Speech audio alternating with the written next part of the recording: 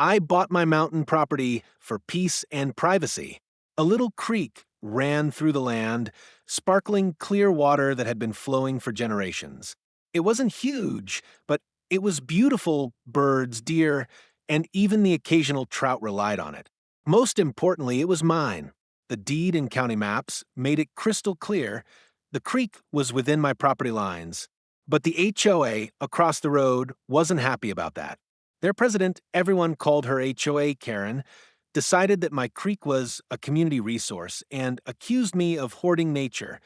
She stormed onto my property one day, demanding I share the creek with the neighborhood. I politely told her no. My water, my land, my rights. That didn't sit well with her.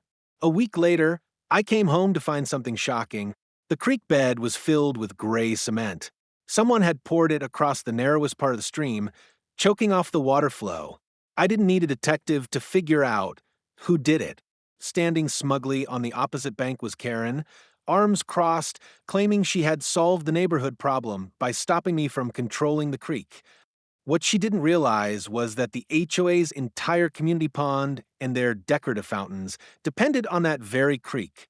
With the water blocked, their exclusive amenities dried up within days. Lawns turned brown, fish floated belly up, and the fountains sputtered to silence. Of course, the HOA tried to pin the disaster on me. They claimed I sabotaged their water system.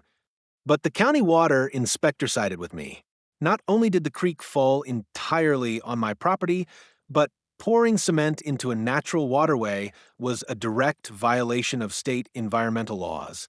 When the inspector traced the cement purchase and contractor receipt back to Karen, the truth came crashing down harder than the creek's old flow. Karen faced hefty fines, and the HOA had to pay thousands to dredge the cement out and restore the stream. Meanwhile, my side of the creek flowed free, untouched, and as beautiful as ever.